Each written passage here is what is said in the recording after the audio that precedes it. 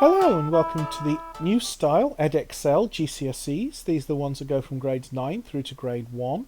This is the second paper in the higher tier entitled 1MA1/2H. This is a calculator paper, so we are allowed to use calculators, and we're picking up in question 5.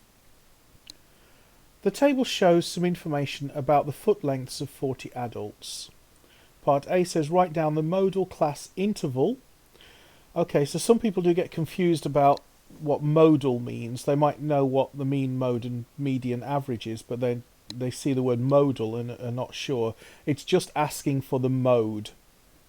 And the class interval is just these figures here in this column. So what we're looking for, actually, in case you're not sure about the mean, the mode and the median, and if you do get confused between the three, the mean, that's the one where you add them all up and divide by how many there are. The mode is the one that occurs most often, and the median is the one where you arrange them in order and find the middle one.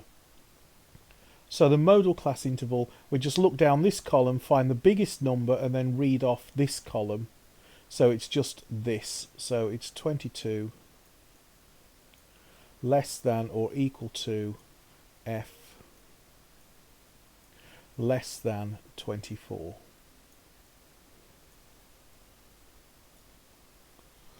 Okay, so part B says calculate an estimate for the mean foot length.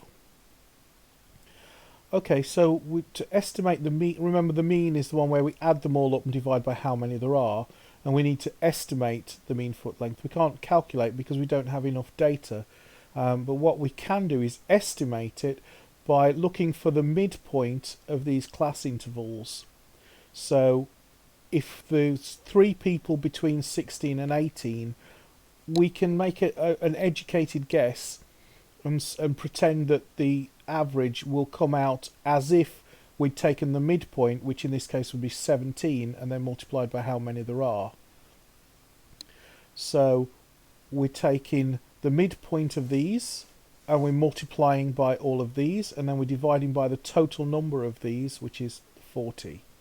So before we start trying to calculate the midpoint of this, we can notice that those are only 2 apart, so the number in the middle is the next number in the logical sequence. So between 16 and 18 the midpoint is going to be 17, between 18 and 20 the midpoint is 19, and so on. So our calculation will look something like this. That's 17 times 3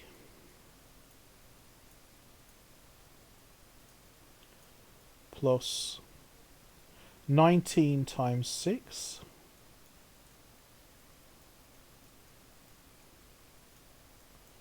plus 21 times 10, and I'm not going to write that as 210 actually, I'm going to show my working out, plus 12 times, well, 23 times 12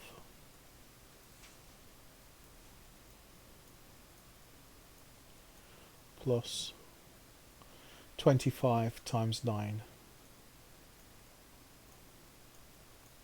I don't think the examiners would have minded if we'd have just done 210, because I think it's pretty obvious to everyone that 21 times 10 is 210, so we could have written 210 there, or we could have been consistent in showing our working out. You wouldn't lose any marks whichever way you'd done it. And that's divided by, now we can either divide by 3 plus 6 plus 10 plus 12 plus 9, or we can just read off from the question that that lot's going to add up to 40. And then it's just a case of shove these numbers in the calculator and see what we get. So this is 17 times 3 plus 19 times 6 plus 21 times 10 plus 23 times 12 plus 25 times 9. And then we divide all that by 40, and that gives us an answer of 21.9.